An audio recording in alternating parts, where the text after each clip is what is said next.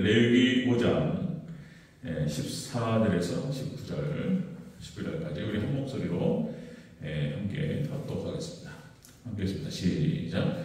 여호와께서 모세에게 말씀하여 이르시되 누구든지 여호와의 성물에 대하여 부지 중에 범죄하였으면 여호와께 속건제를 드리되 네가 지정한 가치를 따라 성소의 세겔로 몇 세겔 은에 상당한 흠없는 순양을 양떼 중에서 끌어다가 속건제로 드려서 성물에 대한 잘못을 보상하되 그것에 5분의 1을 더하여 제사장에게 줄 것이요 제사장은 그 속건제의 순양으로 그를 위하여 속죄한즉 그가 사함을 받으리라.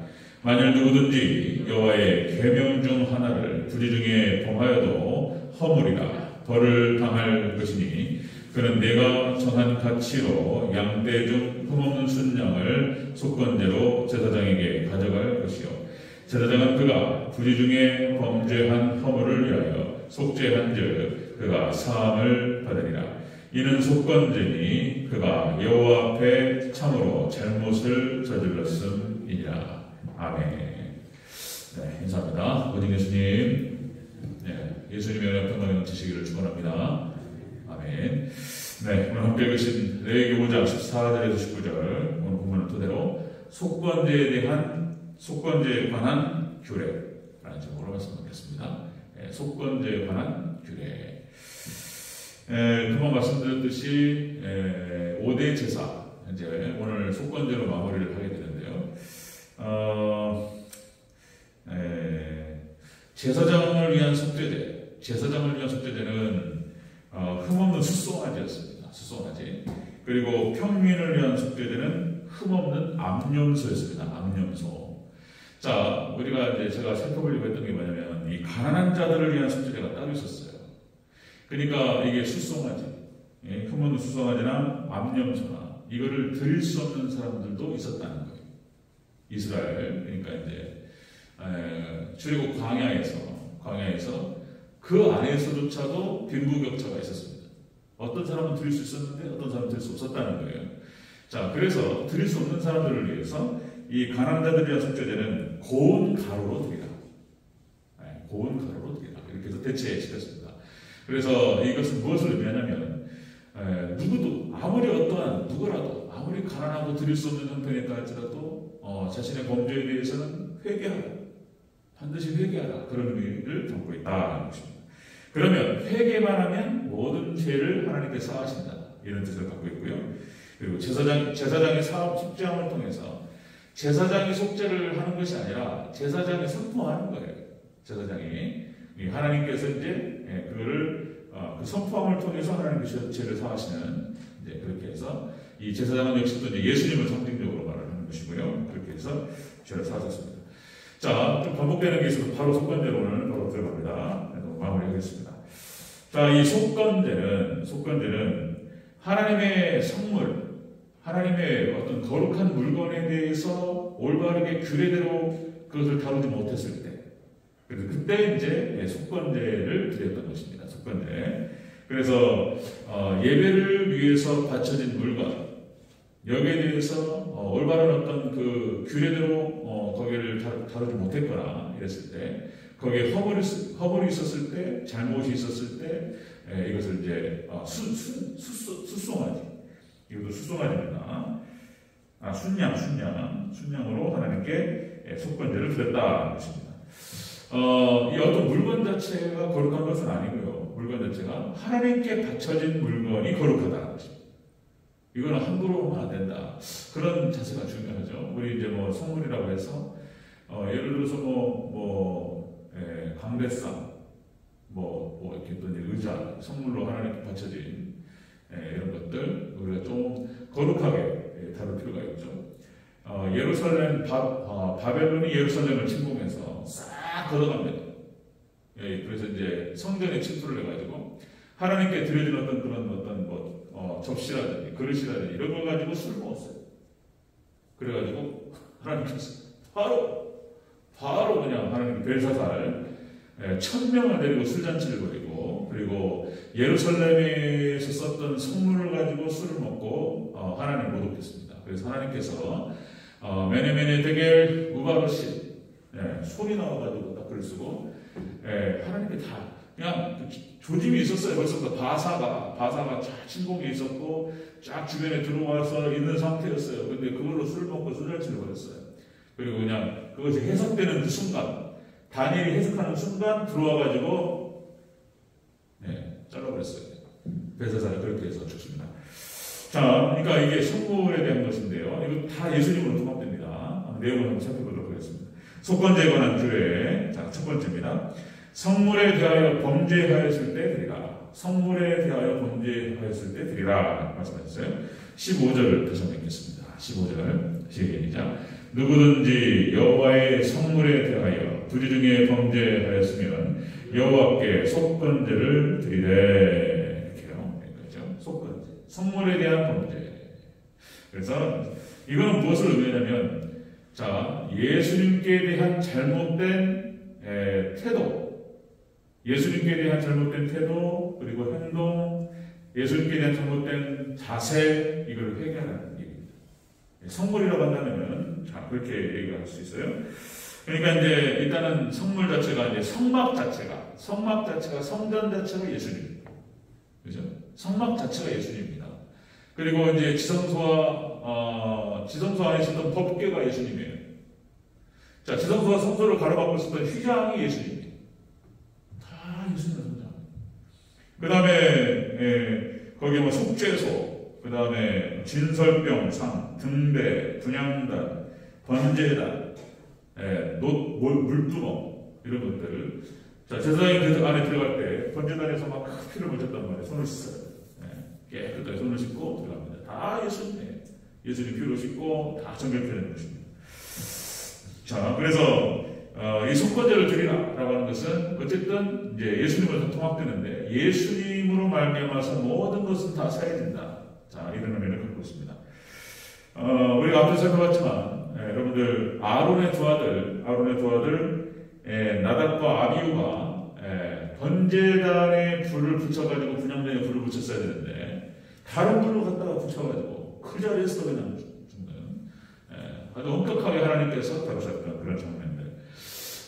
하나님의 예배, 하나님의 성물을 거룩하게 대하지 않으면 하나님께서 그렇게 인식하신다는 거예요. 이건 하나님에 대한 모독으로 나를 멸시했다라고 보는 거예요, 하나님께서. 그래서 엘리의 두 아들 홈리와 비느하스도 그렇게 하나님께서 심판을 하셨던 그런 장면들. 큰일 나요. 출애굽한 이스라엘 백성들이 금송아지를 만들어가지고 그걸 하나님이라고. 그래가지고 여러분들 출애굽기 32장 28절에 모세가 내려와가지고 그 금송아지를 갈아버려요. 갈아가지고 물에 뿌립니다. 마셔라. 그리고 레위지파를 통해가지고 거기에 금송아지를 만드는데 주동했던 인물들부터 해서 따라왔던 인물들을 싹 죽여요. 그것이 출애굽기 32장 28절에 기록됩니다. 3,000명이 죽어요. 있을 수 없는 거예요. 하나님의 예배와 하나님의 거룩한 성물을 갖다가 더럽힌다? 용납이 안 되는 겁니다. 반드시 회개해야 돼요. 회개하고 하나님께 속건제를 드리라. 자, 여로보암이 또 금송아지를 만들었어요. 여로보암이. 그러니까 이제 솔로몬이 성전을 지을 때 건축에 그 관장했던 관리였어요. 최고 지도자. 여로보암이 이제 솔로몬이 잘못하니까 그 10지파를 중심으로 해가지고 10지파를 데리고 북이스라엘을 나뉘어버린단 말이죠. 그러니까 이제 예루살렘에 가서 예배를 드리니까 남유다. 그래서 이제 금송아지를 만들고 여기다 예배를 드린다. 이 금송아지가 하나님이야. 이렇게 했단 말이에요. 그래가지고 하나님께서 일단 여로보암의 아들을 죽이십니다.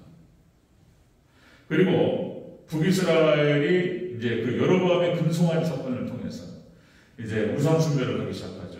그리고 북이스라엘과 사마리아, 북이스라엘 수도가 사마리아 성이었는데 하나님께 심판하시는 그 뿌리가 바로 여로보암에서부터 나오는 그런 것을 볼 수 있습니다. 잘못됐다. 하나님에 대한, 예수님에 대한 태도가 잘못됐고, 성물, 하나님께 바쳐진 것에 대한 이런 태도가 잘못됐거나 이것을 알게 됐다면 바로 회개하면 돼요. 바꾸면 돼요. 수정하면 돼요. 수정. 우리가 교정이라는 뜻을 쓰죠. 교정.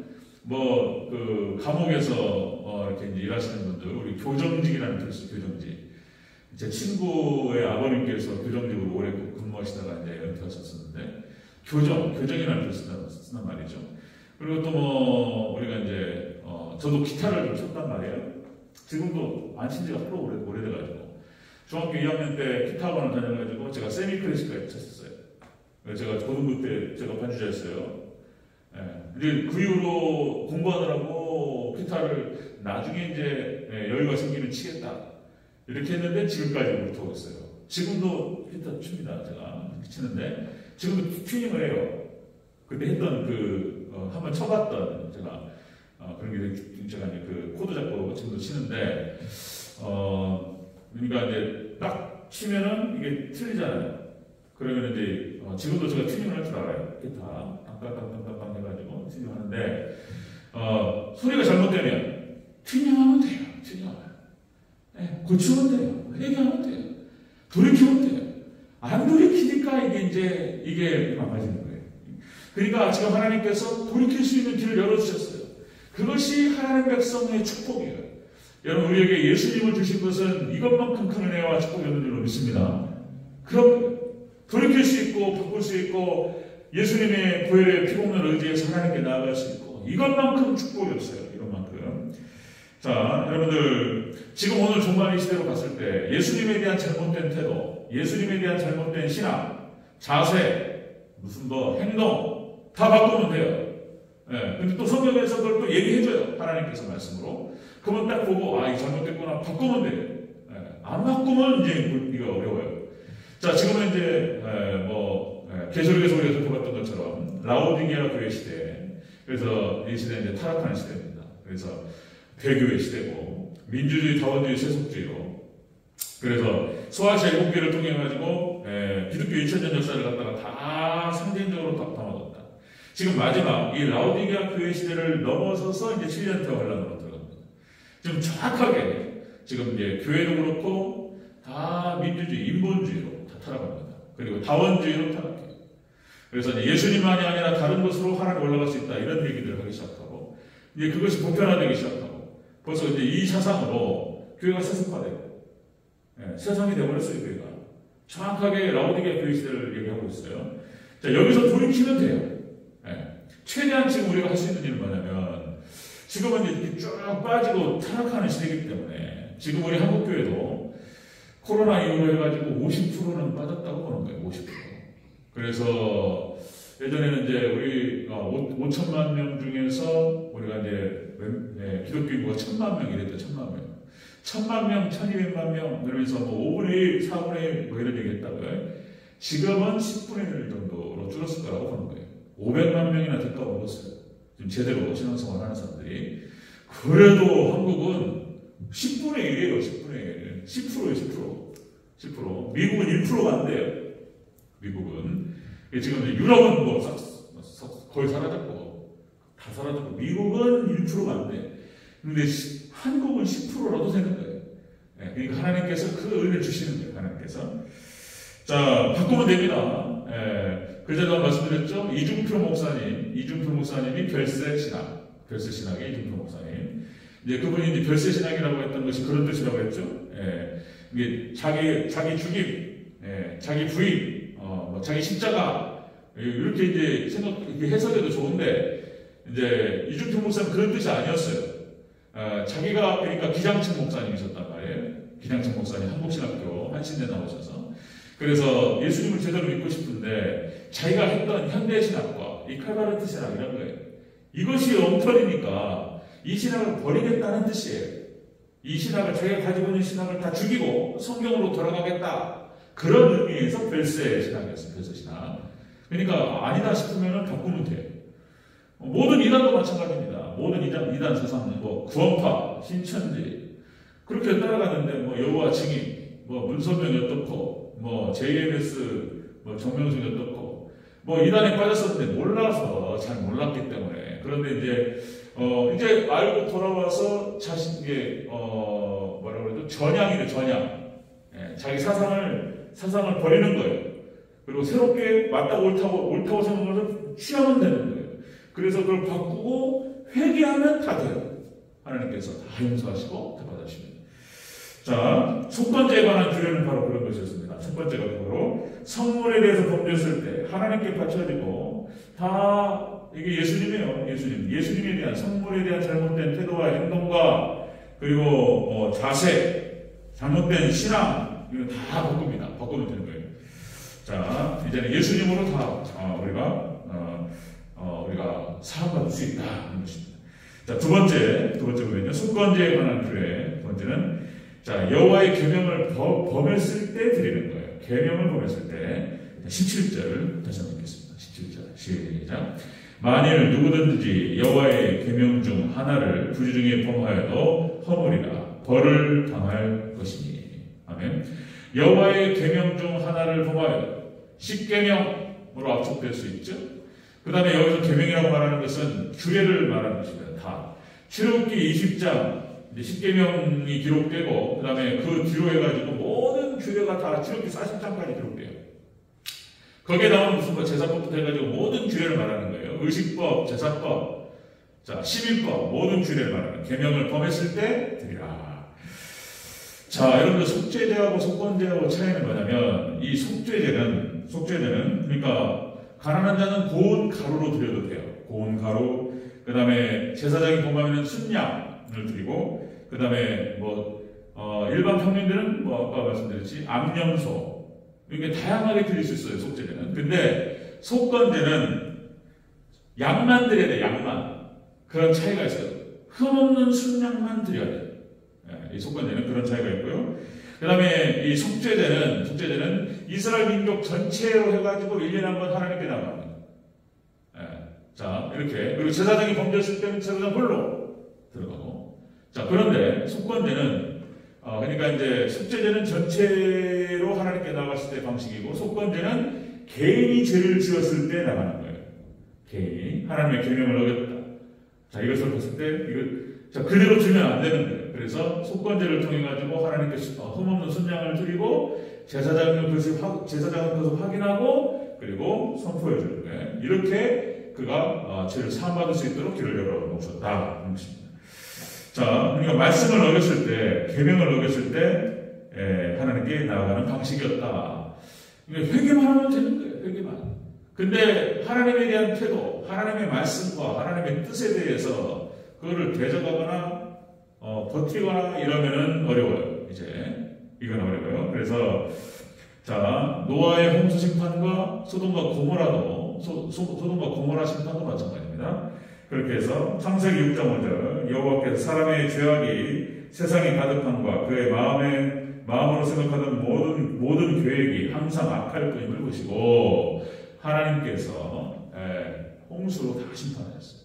소돔과 고모라도 마찬가지예요. 그러니까 이렇게 기록됩니다. 창세기 18장 10절 여호와께서 또 이르시되 소돔과 고모라에 대한 부르짖음이 크고 그 죄악이 심히 무겁다. 이렇게 말씀해요. 그래서 더 이상 두고 볼 수가 없고 하나님께서 이제 심판하시는 거예요. 하나님을 너무나 떠나있었어요. 풍력이 난무하고 그러니까 십계명에서 말하는 하나님에 대한 계명과 인간 사이의 모든 계명들 그러니까 가는 것, 살인 것, 소돔과 고모라 그런 거예요. 소돔과 고모라 거짓과 폭력과 이게 그냥 수시로 이러는 거, 엉망진창한 거. 이거는 어떻게 다시 고쳤을 수가 없는 그런 상황. 그래서 그 죄가 꽉 차서 심히 컸어요. 하나님께서 더 이상. 그래서 싹 묶어버려요. 싹. 그러니까 이거 과학적으로도 말씀드렸듯이 엔트로피가 꽉 차면 자연스럽게 망가져요. 하나님 나라 원리가 되겠습니다. 자, 그래서 롯에게는 그렇게 말씀하시죠. 도망가라.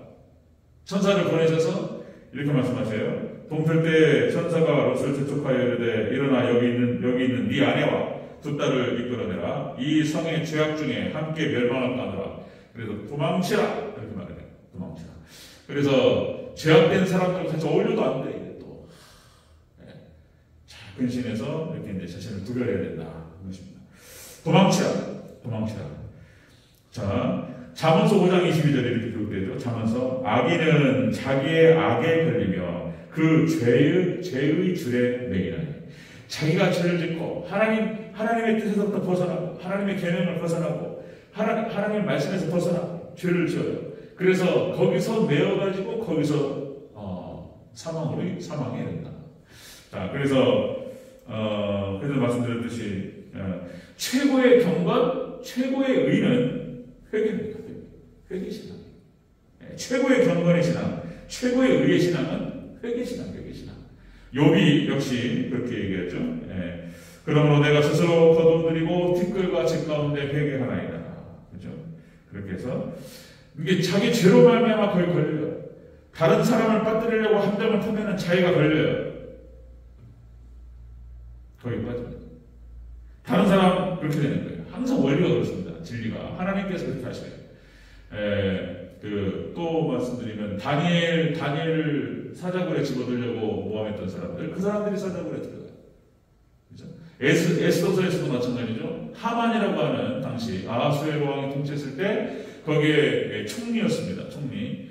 그러니까 이제 모르드게가 에스더의 사촌 오빠예요. 사촌 오빠.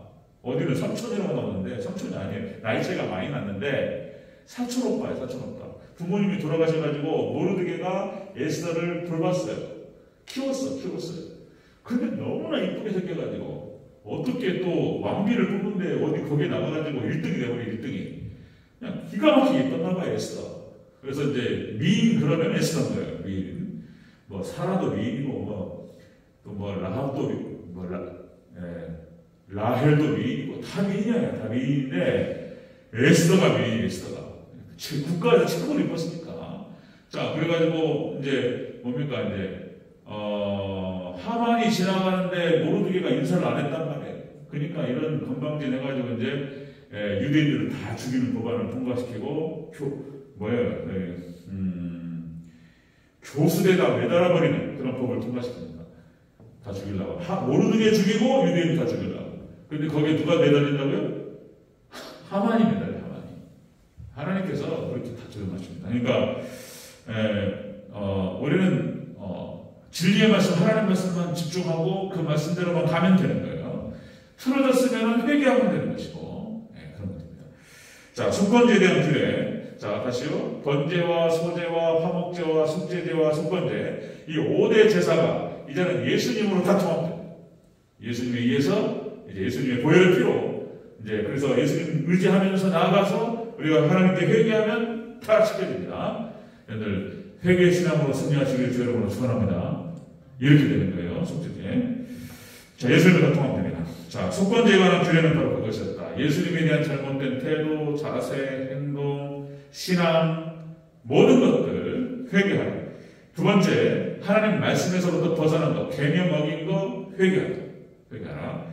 자, 세 번째 보겠습니다. 속건제에 관한 규례. 세 번째는 자, 속건제를 통해서 제사함을 받았습니다. 속죄제를 통해서 제사함 받고 속건제를 통해서 제사함 받았습니다. 자, 16절을 다시 한번 읽겠습니다. 16절 시작. 성물에 대한 잘못을 보상하되 그것에 5분의 1을 더하여 제사장에게 줄 것이요 제사장은 그 속건제의 순양으로 그를 위하여 속죄한즉 그가 사함을 받으리라. 아멘. 속건제를 통해서 제사함을 받았다. 자, 이건 다시요. 예수님을 의지하며 나아가는 그 예배를 통해서, 회개를 통해서 제사함을 받는다. 라고 하십니다. 예수님이에요. 자, 히브리서 9장 12절 말씀. 그죠? 단번에. 자, 히브리서 9장 12절 말씀 이렇게 읽습니다. 염소와 송아지 피로 하지 아니하고, 오직 자기의 피로 영원한 속죄를 이루사, 단번에 성소에 들어가셨느니라. 아멘. 예수님께서 십자가상에서 2000년 전에 자, 죄인들을 위해서 대신 죽으셨어요. 그 예수 그리스도를 믿는 믿음 안에서 예수님과 연합되는 그 믿음만 있으면 우리는 모든 죄가 사함받는 줄로 믿습니다. 그리고는 이제 예수님께서 그렇게 표현하셨어요. 목욕한 자는 손발만 씻으면 되느니라. 아멘. 항상 손발을 씻고 그리고 두루마리를 빨고 회개신앙, 그죠? 이게 십자가로, 예수님의 십자가로 싹 끝나는 거예요. 한 번으로. 다시요, 5대 제사가 예수님의 십자가로 통합됩니다. 예수님으로 싹 끝나요. 예수님 한 번으로.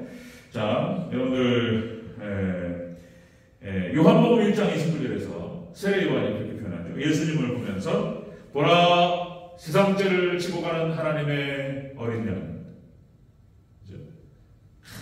제자들에게 거기에 자기를 따르는 많은 사람들 앞에서 예수님을 향해서 세상 죄를 주관하는 하나님의 어린양, 속죄제, 속건제, 그 예수님의 그 어린 양, 저분이 돌아가심으로 말이에요. 저분이 십자가를 지시고 대신 피 흘려주심으로 말미암아서 모든 세상의 죄를 그를 믿는 모든 사람들은 다 죄가 사해지는 줄로 믿습니다. 예수님. 자, 제자들이 그래서 베드로부터 시작해가지고 다른 얘기 안 해요. 오직 예수님만 얘기해요. 오직 예수 그리스도의 보혈의 피능력, 피공로 이것만 얘기해요. 사도행전 2장 36절. 그런즉 이스라엘의 온 측은 확실히 알지니 너희가 십자가에 못 박아니 예수님을 하나님이 주와 그리스도가 되게 하셨느니. 자, 베드로가 성령 충만하고, 그죠?